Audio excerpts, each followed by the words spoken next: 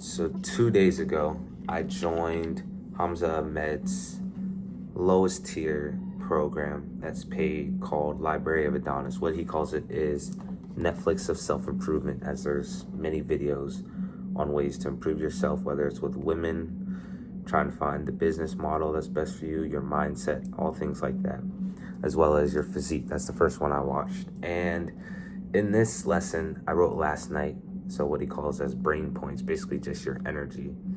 So I planned out my day last night. I used to do that a lot, but I haven't done it in a while. But anyways, last night I planned to watch his module called Mindset. I did that today, second thing of the day, after I did a workout that I got from him, which was abs, forearms, push-ups.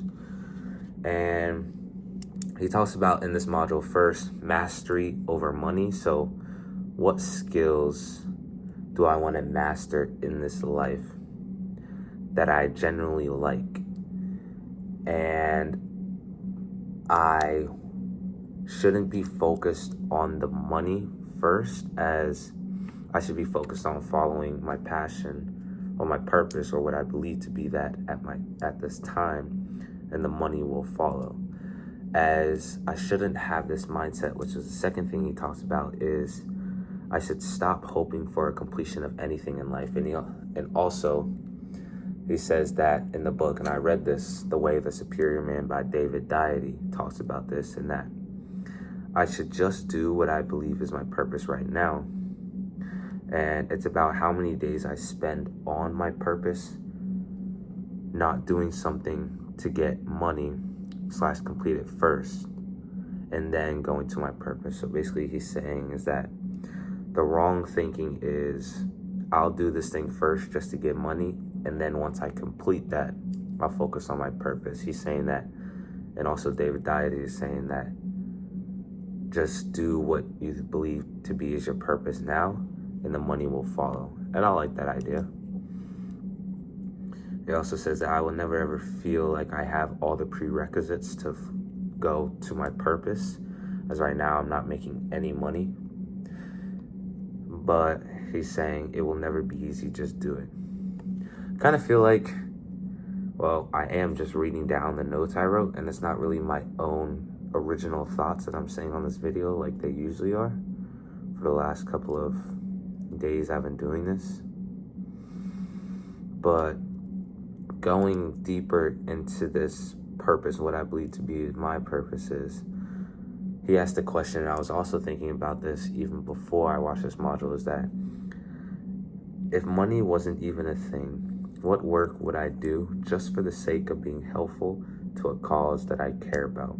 And some vague ideas I have is learning / teaching about your mindset, as I believe to be my greatest asset right now is my mind, the way I think, because I believe anything is possible. Creating my neighborhood. I could also do speaking skills. There's a lot of people I say I have great speaking skills, and that's something I do enjoy, although I still get nervous before speaking in front of people. Another thing is improvement, self-improvement, or improving your speaking skills. As for life, I'll be improving myself. And then ever since I was younger, mostly when I got to high school at YSC, people started noticing I'm different, and they always said I would be successful and that I'm better than other people.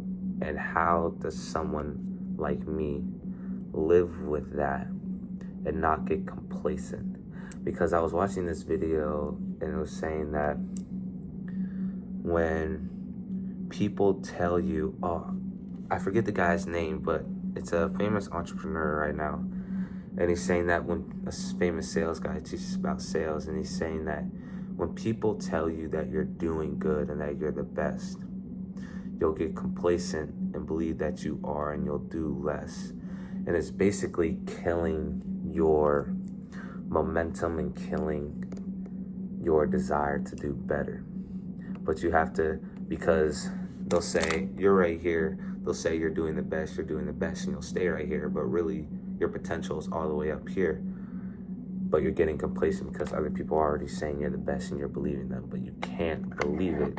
You just have to keep going. That's what I've been working on myself.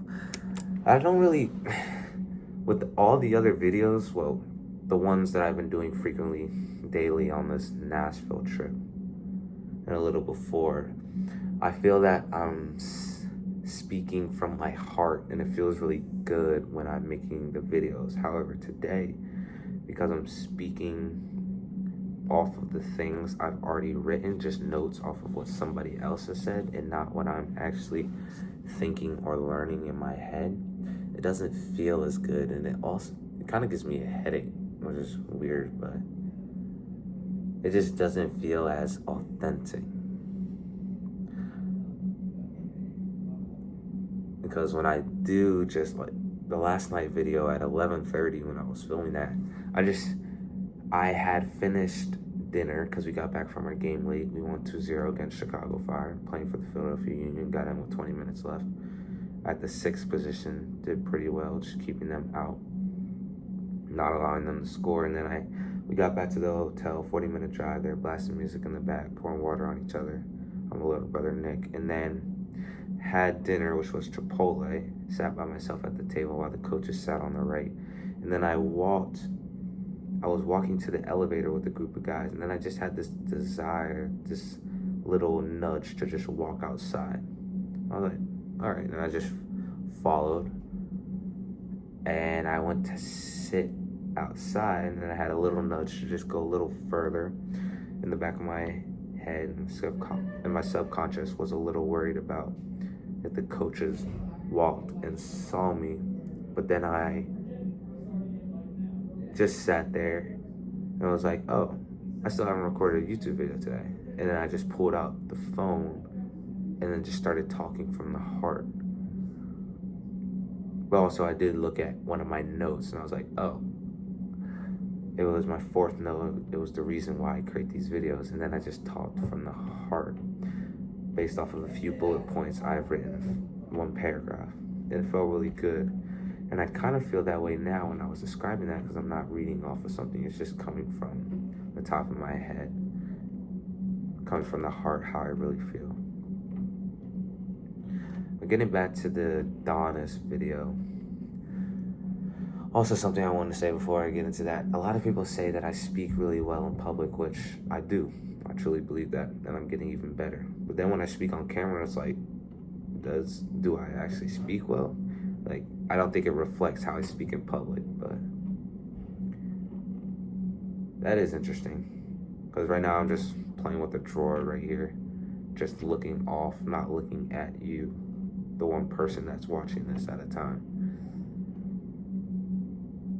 But when I'm speaking in public, of course, I'll be standing up, doing this, looking at people in their eyes, and it's natural. Here, it's like, I would just be staring at the camera in one place. I'm just looking around. But anyways, the last thing Hamza talked about in the mindset module was integrating my dark shadow, my dark desires. And I do remember reading about this in The Way of the Superior Man by David Deide. But he's saying that a lot of the successful peoples, what Carl Jung calls cleaners, which I do remember learning about this probably 1 year or 2 years ago. He called Kobe Bryant a cleaner, and something that works really, really hard, but they're just different. And integrating the dark desires, a lot of successful people have it, the cleaners, and he's saying you'll get these dark desires like wanting to fuck a woman that you see really hard, penetrate her really hard, or you see this guy and he's just looking at you disrespectfully and you just think about killing him. And to be honest, and Hamza says not to share this stuff, which is truthful. I was just about to say, I get those desires too sometimes, even though he says not to share that. But it is what it is. It's out now. And he's saying that you should integrate those desires. So don't act on it, but just let it play out in your head. Notice it. Notice, oh, I just had this desire to do whatever it was. Breathe, and then transmute that into something you want, such as work, or if you're in the gym, do it to the next set. It's the same thing when you get a sexual desire to either masturbate or just have sex, but you're not having it right now. You can use that to do work. And what I usually do is, I used to do when I felt that, I just did push-ups. But if you're feeling it in the gym, you can also just use it for that. I don't know, this video doesn't feel as authentic as the other ones, but I guess it's not always gonna feel that way, authentic. But also, Hamza says that when you integrate this dark shadow / desire into your life and you're not hiding it. So basically when he says hiding it, it means, and I actually do this right now, but since he just reminded me not to do it, I won't. Not saying I'm gonna act on it, but just not hide it. And what that is when you get it, you're saying, no, I shouldn't think that way. But I should be integrating that into myself, because then as I do that, with more and more practice transmuting that into work, then sooner or later it will become positive and not these negative thoughts. These are just my thoughts right now. As I said, it doesn't feel as authentic. It doesn't feel as good as last night's video when I was just speaking off my head, but right now I am. But I guess it's not always gonna feel perfect. But that's the video for today. I'll probably name this